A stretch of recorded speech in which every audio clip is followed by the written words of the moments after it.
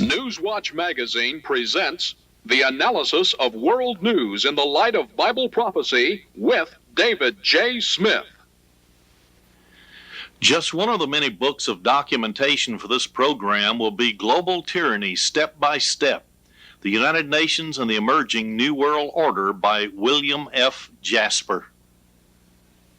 Revelation chapter 13 of your Bible, in verse 1, it reads like this: I stood upon the sand of the sea and saw a beast rise out of the sea. According to the book of Daniel, it interprets what a beast is in Bible prophecy. A beast is a government or the leader of that government, which is the figurehead. In verse 2, it says, at the very end of the verse, it says that the dragon gave him his power and his great authority. It receives authority straight from Satan the devil, because Revelation 12 verse 9 and Revelation 20 verse 4 interprets the devil as that old dragon, which is Satan the devil. How do we know that this end time system is literally going to worship Satan? There are those individuals who started government, undermining all governments on the face of the earth in 1776. A man by the name of Adam Weishaupt founded the Illuminati. He handed down the leadership to Giuseppe Mazzini upon his death and Albert Pike in the United States of America. And they worked in conjunction to lay the groundwork for a world government by the 21st century, or the year 2000. Here's the theological dogma of Albert Pike. It was laid out in the instructions that was given by him on July 14th, 1889. This was given to the 23 supreme councils of the world of Freemasonry. This is only to those in the very highest echelon, hand-picked, 33rd degree and up. Here's what Albert Pike said the official religion should be of those who are working for world government. I quote, "That which we must say to the crowd is, we worship a God, but it is a God one adores without superstition. To you," now notice he's changing to who he's addressing. To the masses of people, he just says we should tell them we worship a God, but let's not tell them what God.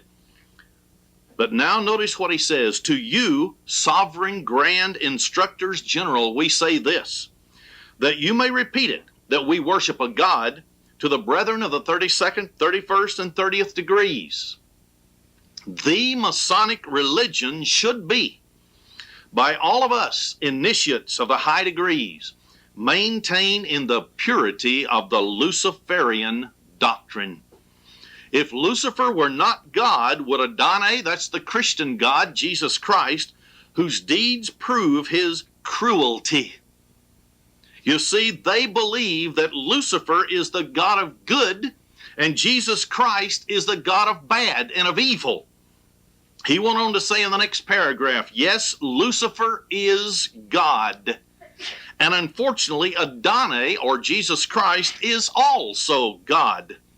For the eternal law is that there is no light without shade. And he contrasts that there must be two gods, one that is good and one is evil.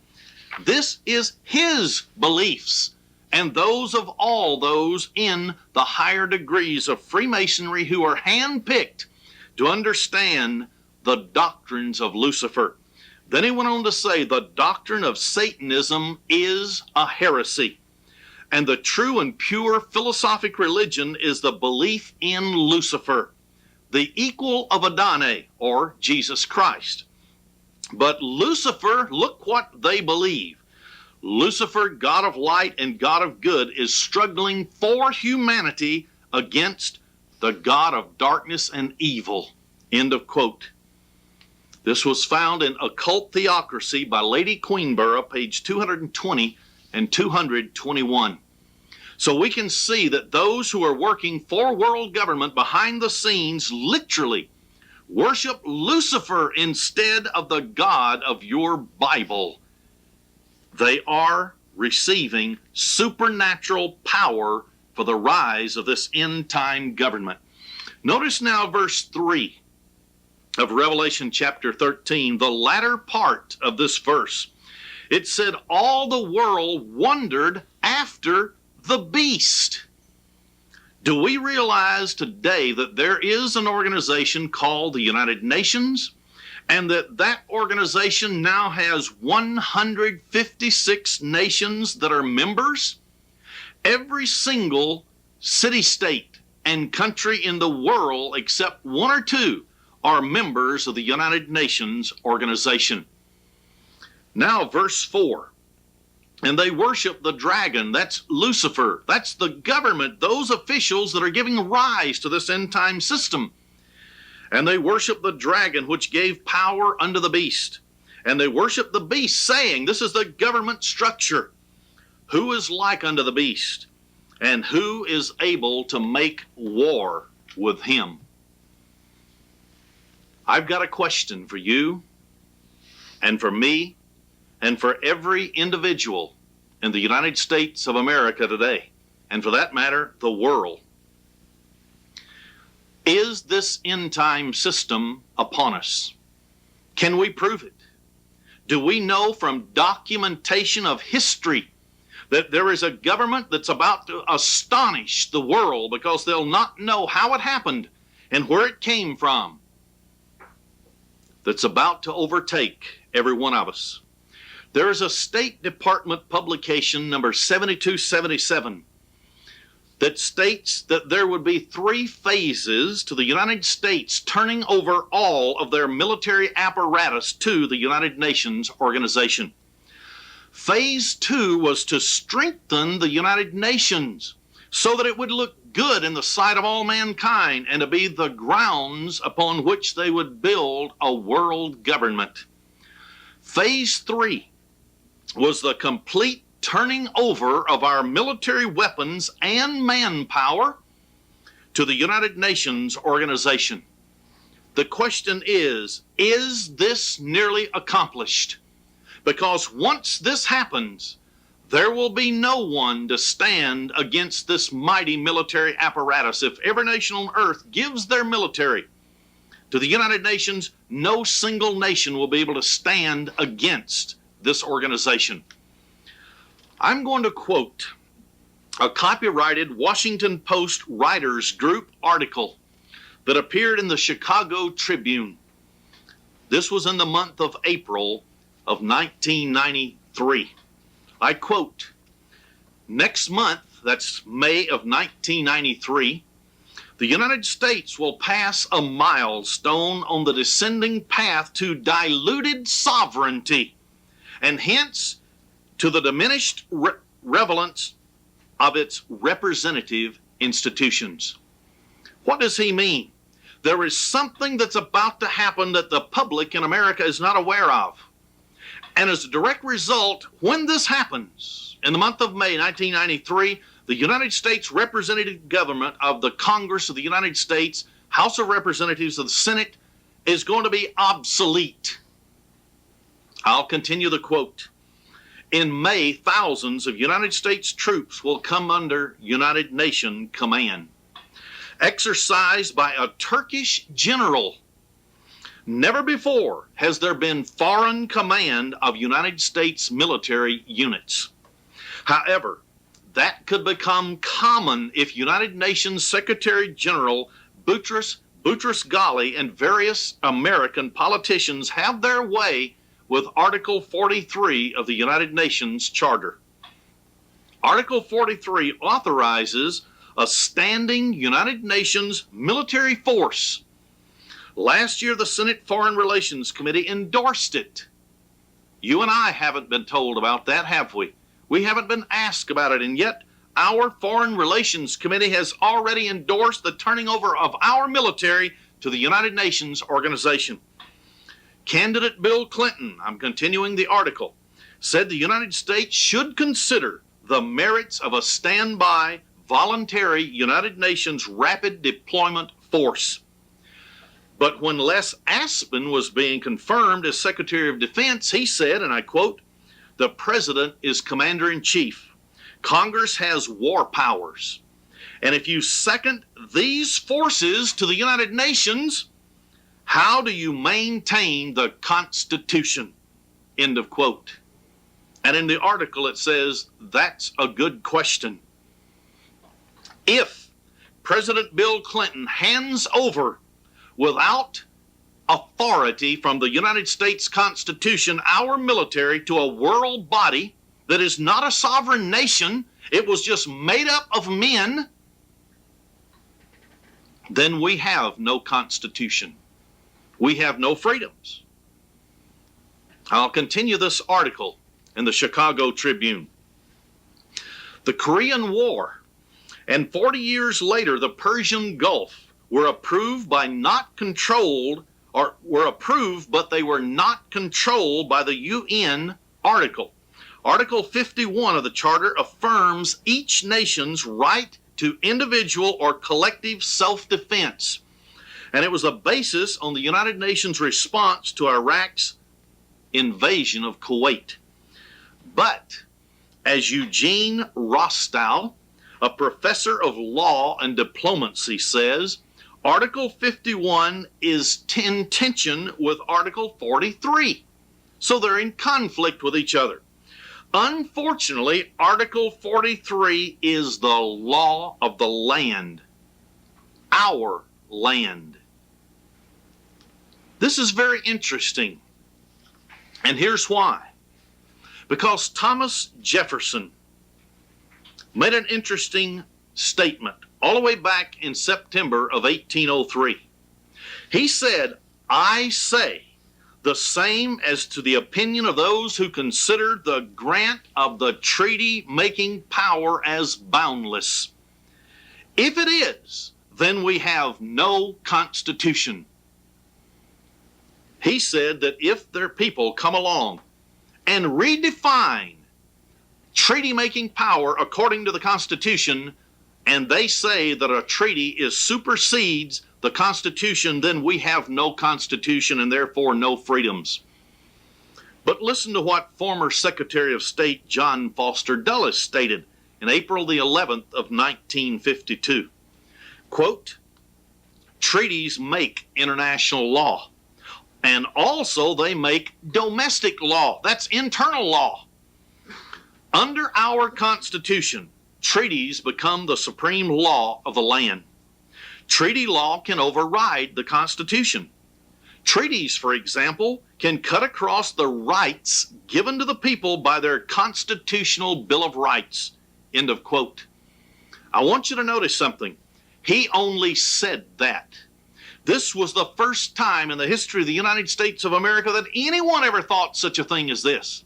He also was a member of the Council on Foreign Relations, a subversive organization working to overthrow the sovereignty of the United States of America to merge it into a world government. Now listen to what George L. Sherry wrote in his book, The United Nations Reborn. It was written in 1990. This man is also a member of the Council on Foreign Relations. He said, quote, after all, the United Nations Charter is the law of the land, end of quote. However, that is not the true case. They just keep promoting this so much so that people will accept it. The main political obstacle to the New World Order, envisioned by the one-worlders, has been and remains the Constitution of the United States of America. The Constitution is unique in both its foundational principles and its structure. The constitutional system that was established by our founding fathers, it has become abused and assaulted starting in the 1930s. And they're trying to undermine it so they can systematically get around it and create a totalitarian global government and take our freedoms from us. From their own experience and from an acquaintance with history, our founding fathers of 1776 and 1787 well understood the dangers to liberty. from an unrestrained government. They knew that a tyranny of a foreign power could never overtake the United States of America. Listen to what James Madison, who was a secretary at the Philadelphia Convention, and he was the principal author of the Constitution, stated. He was rightly so called the father of the Constitution. This is what he had to say about treaty power. I quote, "I do not conceive that power is given to the President and the Senate to dismember the empire or alienate any great essential right." He said, "There is no treaty that can be made that would undermine the rights of the United States citizen according to the Constitution." I'll continue his quote. "I do not think the whole legislative authority have this power. The exercise of the power must be consistent with the object of the delegation." End of quote. In other words, what he's saying is there can be no treaty that is ever made that would undermine the constitutional rights given to us in the Bill of Rights and so on. No treaty. And if a treaty is made that would undermine it, the treaty is null and void and cannot be imposed upon the people of the United States.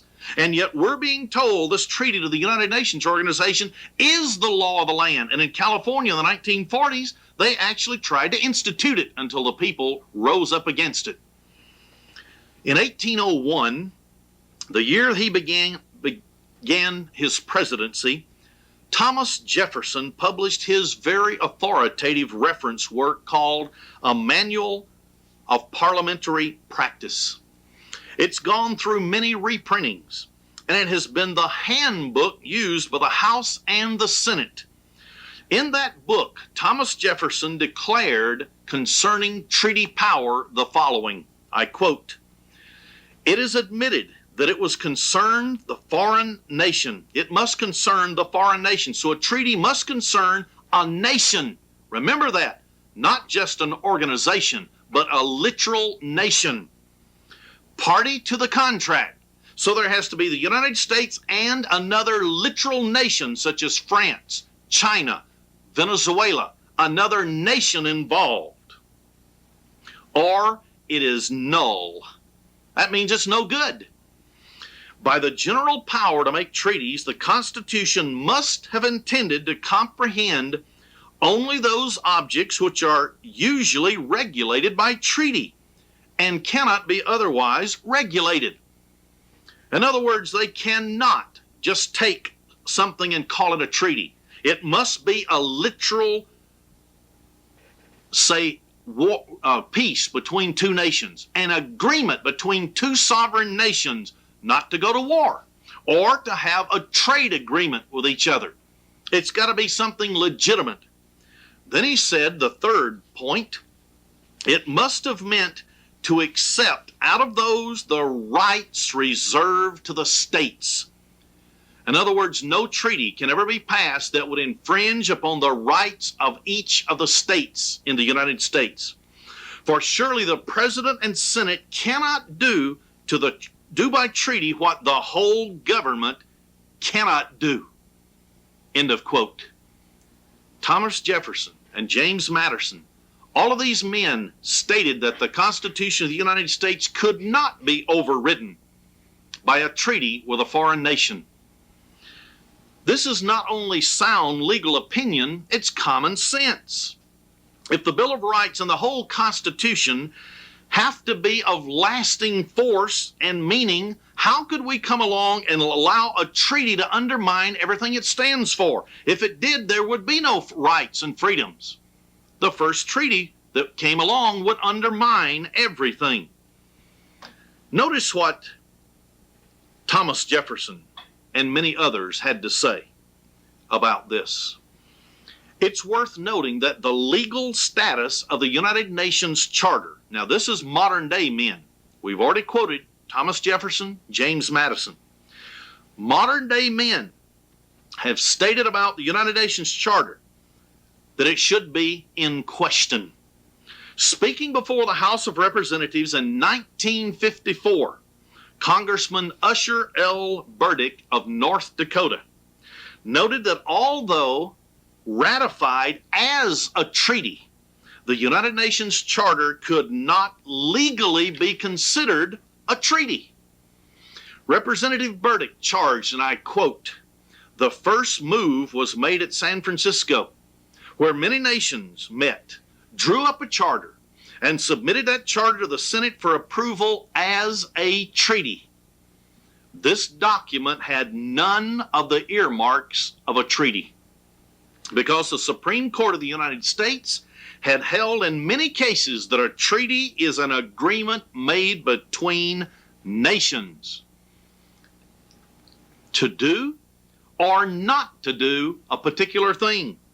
In the case of the Charter of the United Nations, it is not an agreement between nations. It's an agreement made by the agents of several governments, and there is no contention from any quarter that the United Nations at that time was a nation with which we had made a treaty. But it was intended to make it an integral power at the first opportunity." I'll interrupt his quote for a minute. In other words, originally the United Nations was not even considered a global government, a nation, but written in the charter of it, at the first opportunity, it was to be converted to that. So when we signed the treaty with the United Nations, it's not even legal. It's not a legal treaty.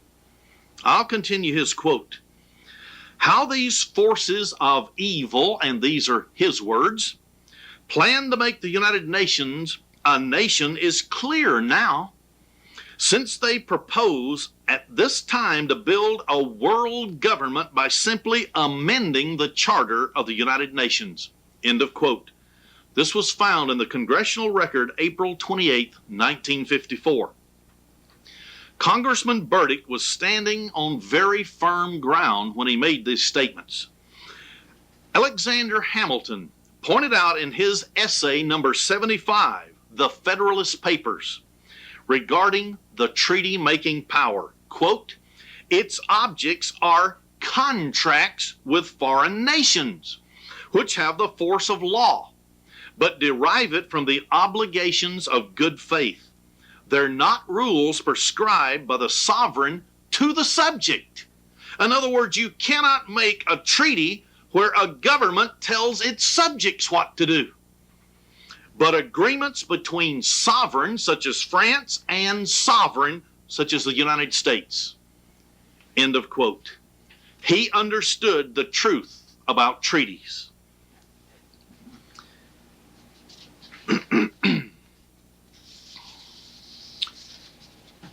However, a treaty cannot be made which alters the Constitution of the country or infringes on any of the rights that are given by the United States Constitution. That's already been decided. It cannot be changed. Beginning in 1948, however, a man by the name of Frank Holman gave a speech on the danger of treaty law given at the State Bar Association of California. He launched a nationwide educational effort to tell people of the encroachment that the United Nations treaty was being hoisted upon us falsely. Here's what he said, and I quote, "The doctrine that the treaty power is unlimited and omnipotent and may be used to override the Constitution and the Bill of Rights is a doctrine of recent origins and largely derived from the court case Missouri versus Holland." End of quote. Agreeing with Mr. Holman, a constitutional scholar by the name of Roger McBride maintained that the Supreme Court's 1920 Missouri versus Holland decision ushered in, I'm quoting his words, ushered in a new era of treaty jurisprudence, end of quote, by holding that the treaty does supersede the Constitution.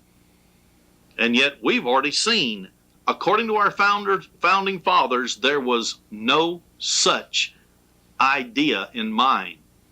However, what we need to remember is by this time many one-worlders were already infiltrating into the government positions and being appointed to the Supreme Court of the United States. So they will pass and render judgments based upon their goals and purposes. Through the misuse of treaty-making provisions, the one-worlders have taken huge strides in their effort to turn our Constitution upside down. And it's of very paramount importance that Americans exercise very special vigilance concerning all treaties. We should pay close attention anytime there's a treaty brought in before the Senate to be discussed. We should make sure we understand it, and we should flood the Senate with our opinion concerning it before they finally sweep away all of our constitutional protections. There was no fanfare, and there was no opposition, and very little media coverage. For example, when the United Nations International Covenant on Civil and Political Rights just sailed through the Senate on April 2nd of 1992, and it was on an unrecorded vote. So you can't go back and ask your congressman, did he vote for it or against it? It was a voice vote. There was none of the intense, emotional public debate that came when the Panama Canal was up to be given away. This political and civil rights covenant with the United Nations organization has greater political implications to our freedom than any treaty that has come up in the past 20 years. During hearings on the treaty conducted by the Senate Committee on Foreign Affairs, Senator Jesse Helms was the only member to register any opposition to the treaty. Here's what he said, quote, "Now this senator," referring to himself, "and every other member of Congress has taken an oath of office to protect and defend the Constitution of the United States. And that means we should be fully committed to the rights of the individual, which are enshrined in our Constitution. And we should be committed to the protection of these individual rights. We cannot keep the commitment if we agree to the terms of this covenant." End of quote. Why would he make such a statement? If that covenant was ratified, our political and religious freedoms, freedom of the press, freedom of speech, freedom of assembly, ultimately down the line would be gone forever. Why would he say such a thing? Here's what Senator Helms went on to say. The covenant calls into question the right of freedom of speech and freedom of the press and just punishments. It calls into question our constitutional rights and even the federal state structure of our legal system. So it wants to abolish the states. I'll continue his quote. "Now, any agreement that undercuts these rights is an attack on human rights, not a safeguarding of human rights. This covenant, in sum, is a step backward into authoritarian. I'll get it in a minute. Dictatorship. Change my words there. So it's going to be a dictatorship coming out of this agreement with the United Nations organization, and only 1 out of 100 senators would even stand up and say anything against it. However, where did all of this come from? The undermining of our Constitution and the stating that the treaty-making power can actually override the Constitution of the United States. Listen to what a Council on Foreign Relations member, Mr. Richard N. Gardner, stated in his 1974 article in Foreign Affairs, which is a Council on Foreign Relations publication. The title of the article was "The Hard Road to World Order." He said that we cannot hope for an instant world government. That's proven illusory, and it's not going to happen. So he said, quote, the house of world order would have to be built through an end run against the Constitution and around national sovereignty, eroding it piece by piece. End of quote. Does that sound treasonous? This could be done, he noted, if we created treaties and made international arrangements that could later be brought within the central institutions of the United Nations systems. Not only Mr. Gardner, but a Mr. Jessup before him, Philip Jessup, and a Mr. Harlan Cleveland, all said the same thing. Mr. Jessup said we must get around the Constitution root by root. Mr. Cleveland said brick by brick. And Mr. Gardner said piece by piece. And they have followed those instructions to the letter. By getting around the Constitution, it makes it possible for the new world army of the United Nations to come on the scene, so that no man can make war with a beast. Is this happening? Is it really happening? President George Bush, in August 1991, in the National Security Strategy of the United States, made this following observation, quote, in the Gulf, we saw the United Nations playing the role dreamed of by its founders, with the world's leading nations orchestrating and sanctioning collective action against aggression. End of quote. From the article, The Unsung New World Army, that was found in the New York Times editorial section of May 11th, 1992. Quote, the army of tomorrow is neither the Red Communist Army nor the United States Army. If there is to be peace, it'll be secured by a multinational force that monitors ceasefires and protects human rights. Blue-helmeted United Nations peacekeepers are doing just that. End of quote. Notice what Republican Congressman James A. Leach wrote in the summer 1992 Council on Foreign Relations publication, Foreign Affairs. Quote, it is time for the United States to lead in the creation of a modest United Nations rapid deployment force. End of quote. Notice he's a Republican. Now notice who else is writing in the Council on Foreign Relations Summer 1992 Foreign Affairs magazine. Democrat Congressman Lee Hamilton. I quote, the United States should strongly support efforts to expand the United Nations peacekeeping role. End of quote. So the question becomes, is it Republican or Democrats or both that are promoting world government in our Congress today? Very few people seem to notice, but on January 31st of 1992, this became a very historic day on the march toward the New World Order.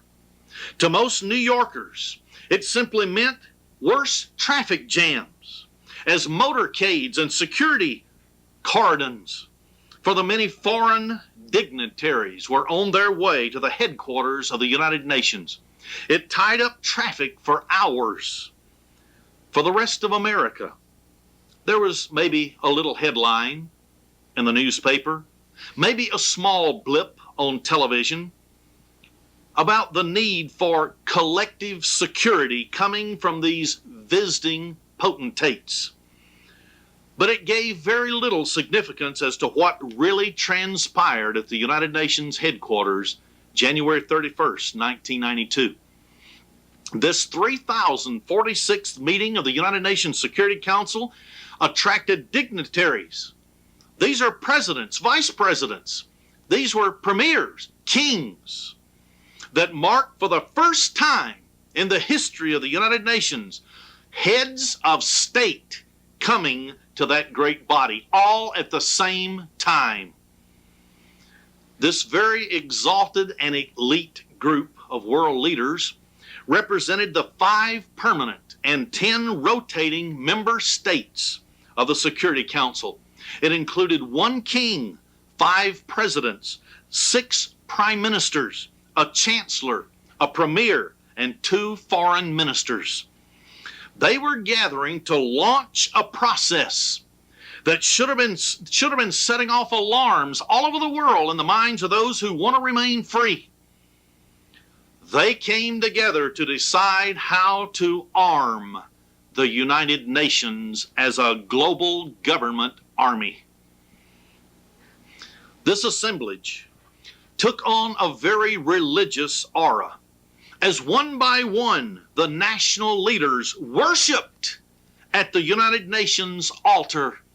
And anyone who's done any research on it know that it's nothing more than the worship of Lucifer, and it's an occult altar. They referred to the United Nations Charter in a reverence that was usually reserved for Scripture.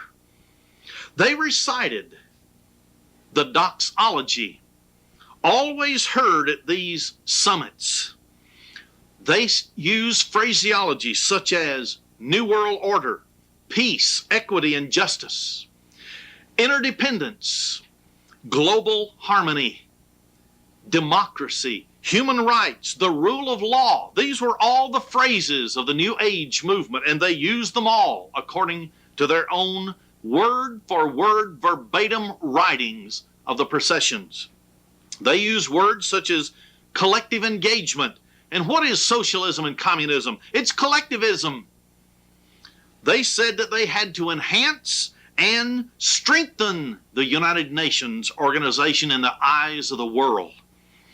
President George Bush, former President George Bush, enthusiastically extolled, and I quote, the sacred principles enshrined in the United Nations Charter, end of quote. And he recalled that it was a messianic mission as to the foundation of the United Nations.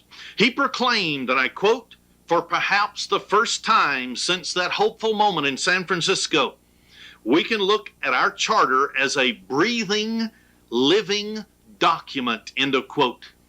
This was taken from the United Nations Security Council provisional verbatim record of the 3046th meeting, January 31st, 1992, page 49 and page 54 and 55. The United Nations newly installed Secretary General from Egypt, Boutros Ghali, was caught up with this spiritual purpose of this world organization. He called for an additional summit-level meeting of the Security Council, since, and I quote his words, this would also help to assure that transfiguration of this house or the United Nation, which the world hopes to be completed before its 50th birthday in 1995, end of quote. He used religious terminology. He said the hopes of this organization by its 50th birthday was what the world was counting on. That's messianic terminology. Looking for a savior. Is the Bible accurate when they worship the beast or the devil who was giving rise to this beast empire? Webster defines transfigure this way: to give a new and typical exalted or spiritual appearance to something. To the Christian mind, we know the transfiguration recalls the gospel account of Jesus Christ, when he was transfigured from his physical to his spiritual body. So now they're going to transform the United Nations from a political world government to a religious political world government, where all mankind will worship the beast. Boutros Ghali of Egypt Secretary General of the United Nations, knows the power of symbolism. He chose the words carefully. And like his fellow true believers in the one world government gospel, he realized that much more than this evangelization is necessary if the masses of the world are to be sold upon the idea that the United Nations is to be the world's savior. When his turn at the United Nations podium came, even Boris Yeltsin was very religious. He referred to the organization as the political Olympus of the contemporary world, page 42 of the United Nations document. Venezuelan President Carlos Andrés Perez proclaimed, quote, that the United Nations is indispensable to us all, end of quote, page 59 and 60. Presumably, we cannot survive without the United Nations, according to these men, because Perez went on, and I quote, this means placing our trust in its leadership and in its setup, as well as in the decision-making machinery. The guiding principle must be to those that inspired its establishment, now brought into complete fruition. End of quote, page 61. I want to make an observation. That is in stark contrast to what the Bible says. Jesus Christ said, trust in the Lord. And he also said, trust no man, because man has human nature.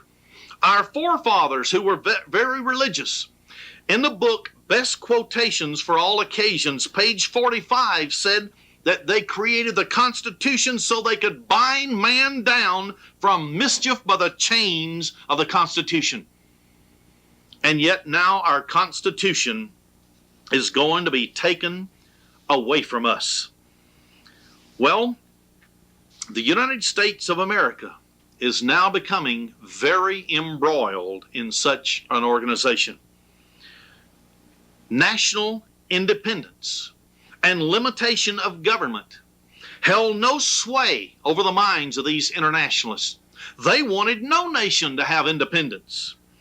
The participants in this particular special convocation or session of the Security Council were virtually unanimous in their support of greatly expanding the United Nations powers.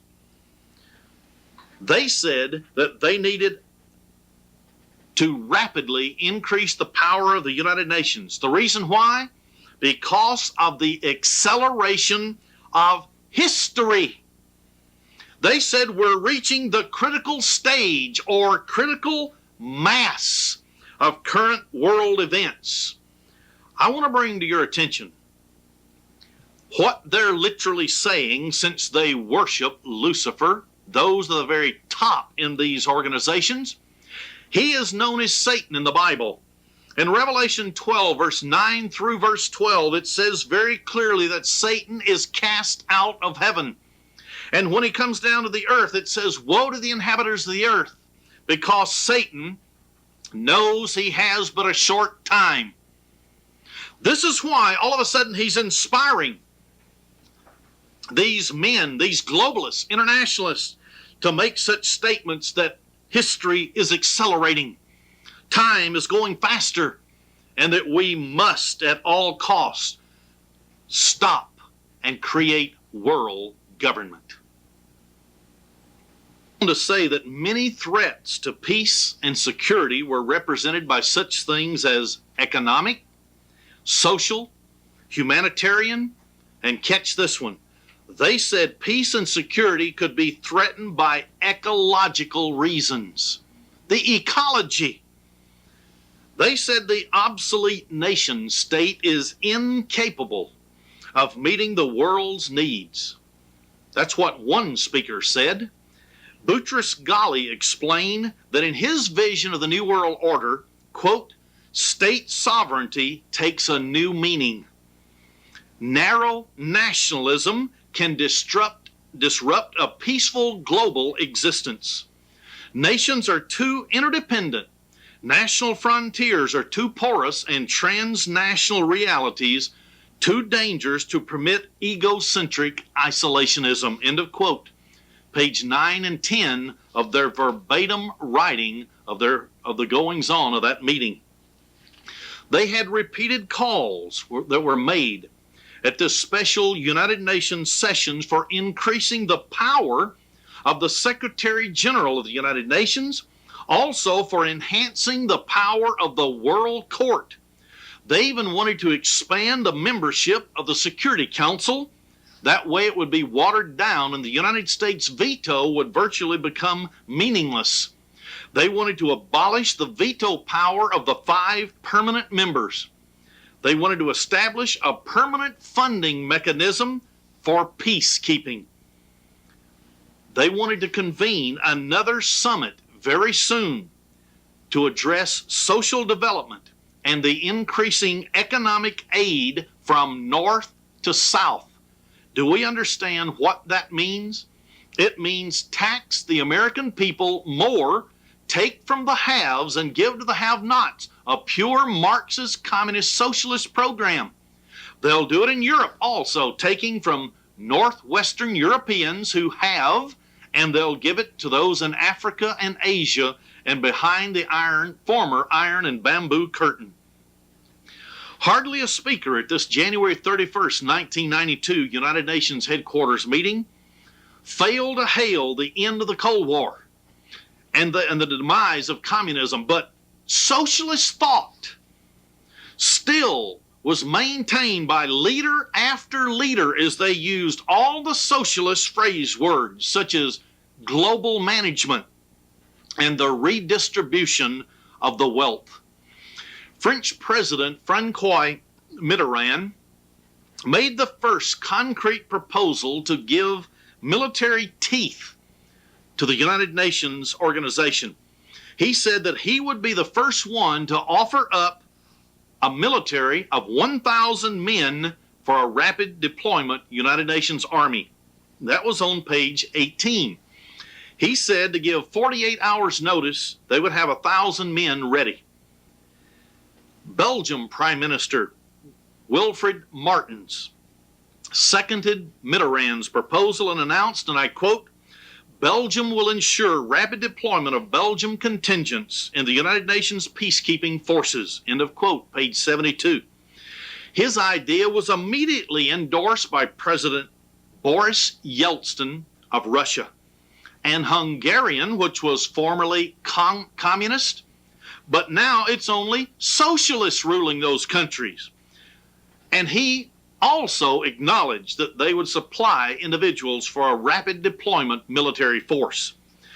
Going even further, Boris Yeltsin declared to this august assemblage, quote, I think the time has come to consider creating a global defense system for the world community.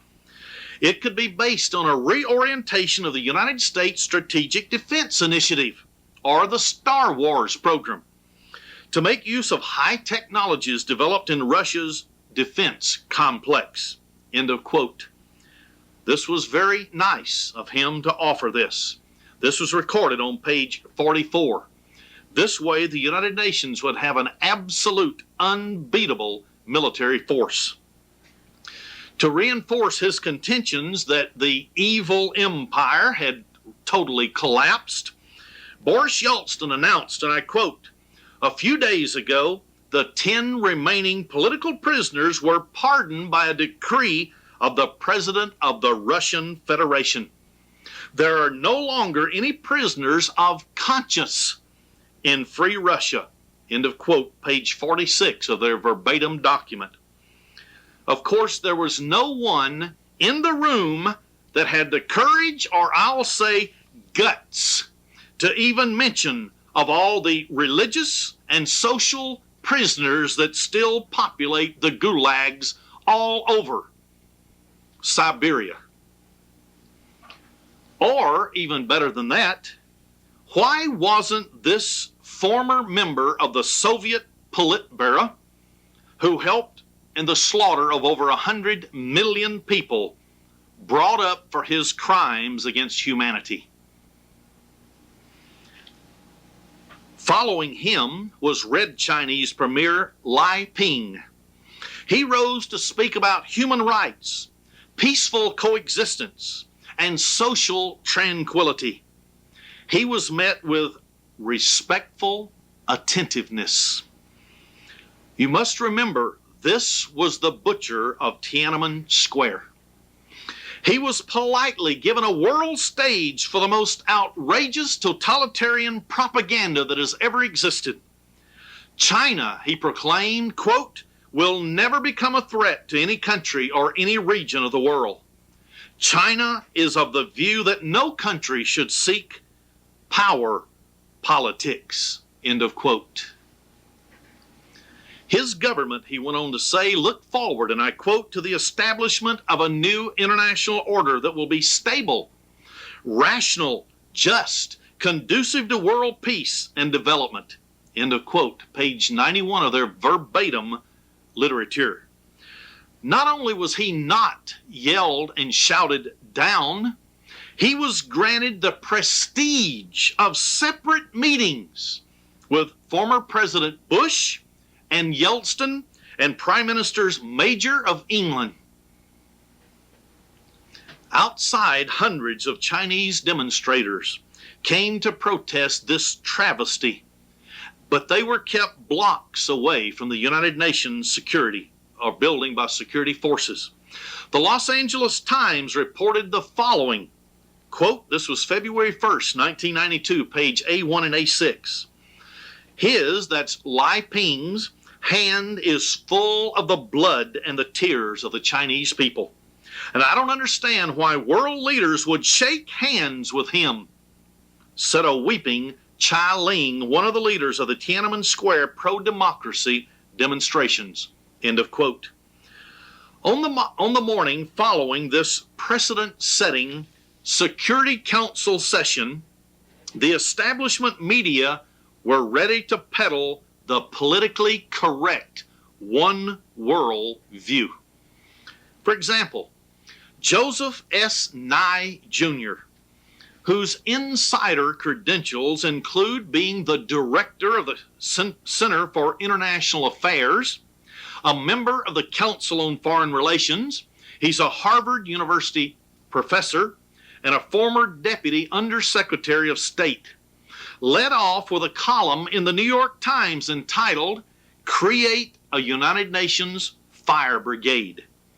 Nye told the readers, and I quote, if a new world order is ultimately to emerge from yesterday's summit meeting of the world's leaders at the United Nations, they'll have to stretch their imaginations, end of quote. That was February 1st, 1992.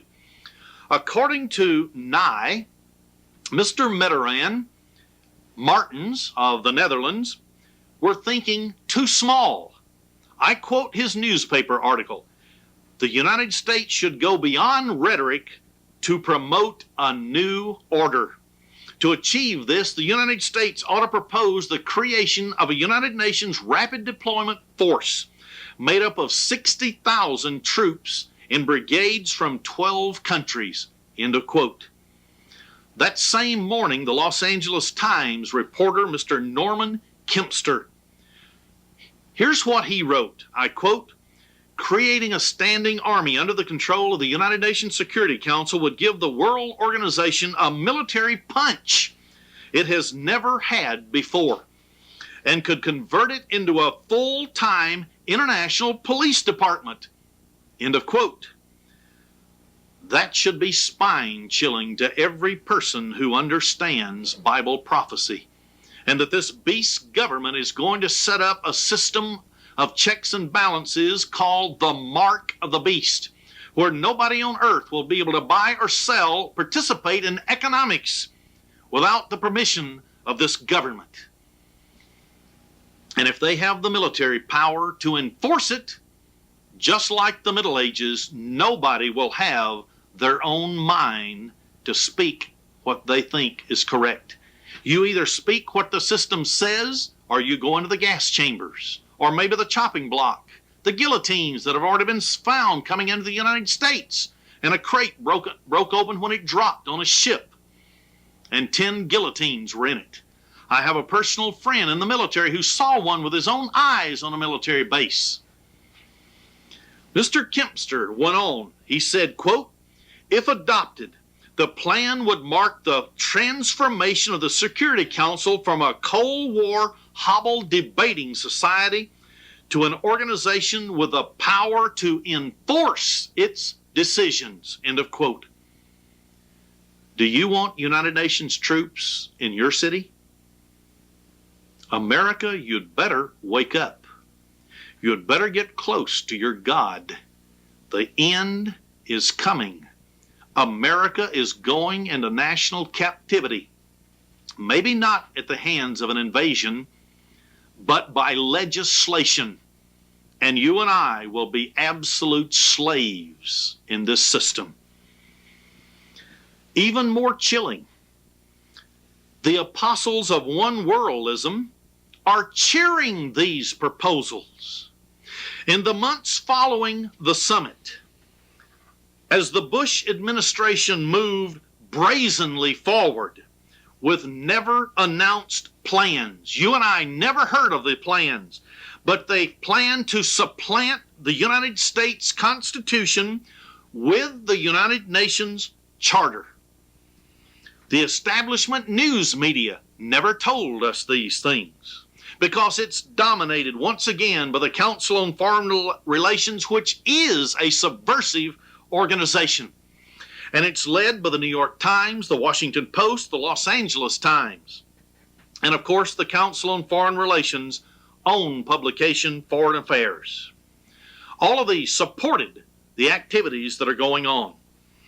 So began a propaganda campaign to resurrect this decades-old one-world government scheme to transfer all United States military might to the United Nations so that it could use that might to force world government upon all other countries. In its March 6, 1992 lead editorial, it was entitled "The New World Army."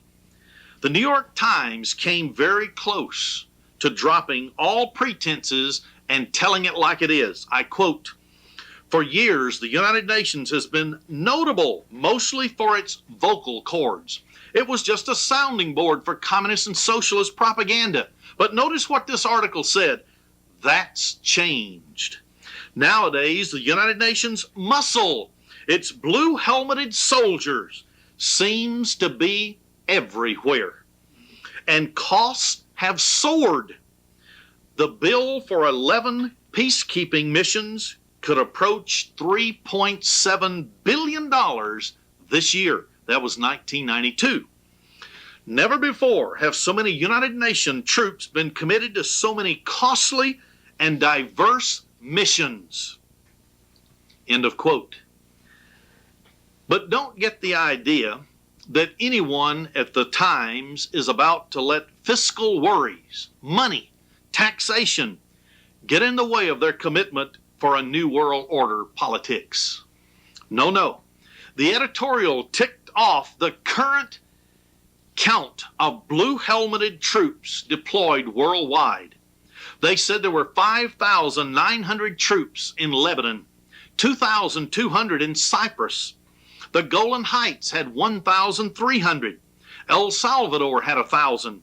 The Iraqi-Kuwait conflict left 540 blue helmets there. Angola had 440. The Arab-Israeli conflict has 300 there. The India-Pakistan has still 40 people supervising that. Cambodia has 22,000 United States or United Nations blue helmets there. Yugoslavia, 14,300, and the Western Sahara, 2,700. This gave a grand total of 50,720 United Nations troops, and that's just the beginning of the internationalist one-world government planners. They hope to have a government that will have a military force that can be stationed in every nation on earth to guarantee there will be no such thing as a rebellion or uprising. There are numerous trouble spots around the globe. And, of course, the United Nations will have the opportunity to intervene, such as South Africa, Azerbaijan, Lithuania, Nicaragua, Northern Ireland, Korea. And what about Myanmar? Myanmar? Where in the world's that? Its name used to be Burma. The Los Angeles Times lead editorial of March 16th, 1992, carried this: next target for world's conscience, Myanmar. An apocalyptic killing field for the former Burma. It told us in advance that the United Nations planned on sending troops into the former Burma to take over that politically incorrect government. In the face of all this support for a United Nations military arm, the only protest in Congress about this developing New World Army just question, how much will it cost? Not, will it cost our freedom? When Secretary of State James Baker appeared before a Senate subcommittee on March 5th, 1992, to present the Bush administration's request for another $810 million, that was in addition to the $107 million already appropriated for peacekeeping for 1993, 1992, and 3. One man stood up, Senator Jim Sasser, and said, our constituents in this recession are very, very hesitant about giving more money to the United Nations world body. The bill for the United Nations Blue Helmets operations went on, and it passed. The New York Times said in its article, The New World Army, in hard cash terms, peacekeeping is a bargain. So they're saying, which is better, to have wars or to pay to keep the peace?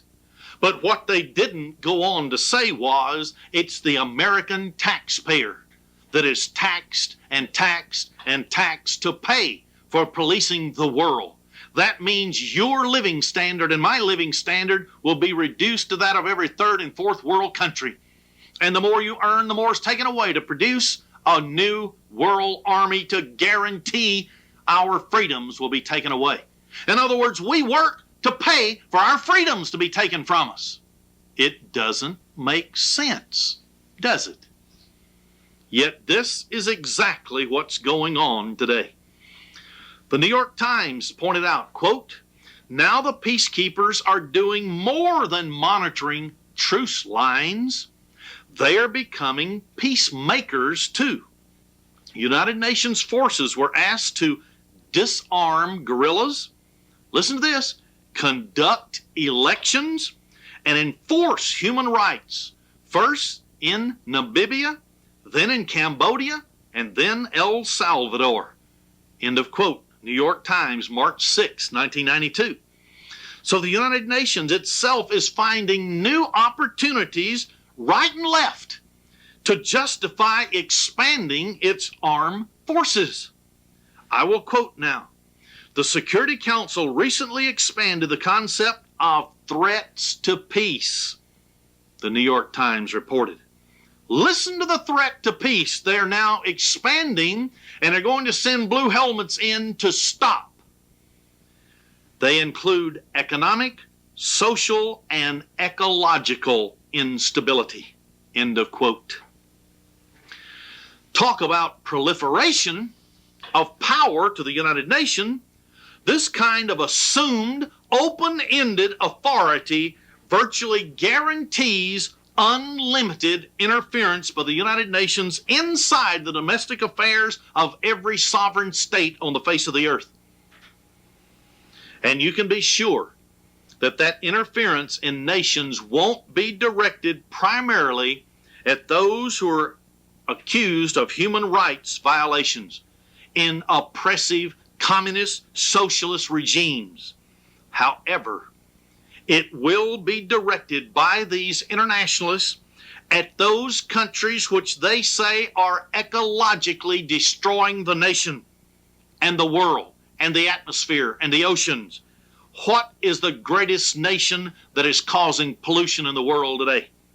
The United States of America.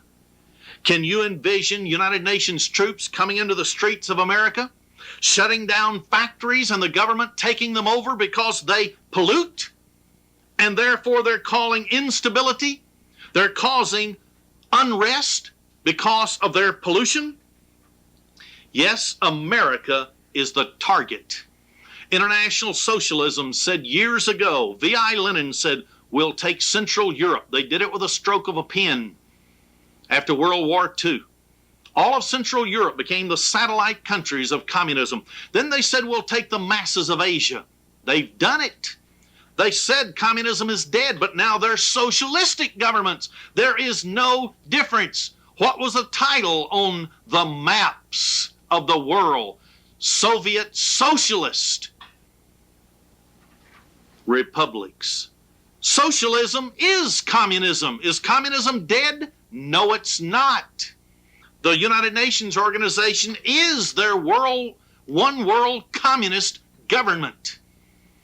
Then thirdly, they said they would surround the United States of America and it would fall like a ripe grapefruit. They wouldn't have to fire a shot. What's happening today?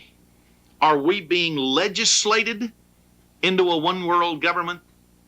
Bible prophecy is jumping off the pages of your newspapers, off the television screen for those who will listen and have the spirit of understanding. According to an Associated Press release of March 12, 1992, quote, a United Nations official said Wednesday that the United States is the greatest threat to the world's ecological health, end of quote. That official was Canadian Maurice Strong, a New Ager. He served as the Secretary General of the 1992 United Nations Earth Summit, and he declared, quote, in effect, the United States is committing environmental aggression against the rest of the world, end of quote. He went on in this AP release as being quoted as saying, at the environmental level, the United States is clearly the greatest risk, end of quote. Where do you think the rapid deployment United Nations armed forces will go first if they declare the United States an environmental risk to the rest of the world? Remember the old ABC movie America, spelled with a K? February 15th to the 22nd, 1987, and it opened up in 1997, and the United States of America was occupied by Russian United Nations forces. Were they telling us in advance what they were going to do to us? Yes, they were. It was a prophecy, and they gave us the truth in advance. Will United Nations peacekeepers be deployed against the United States to rectify its economic, social, and ecological instabilities that is determined by the United Nations Marxist individuals that control it?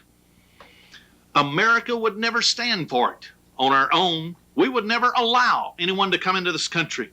But the stage is already being set to render the United States of America incapable of blocking such moves by the United Nations, all by law and being superimposed upon us illegally.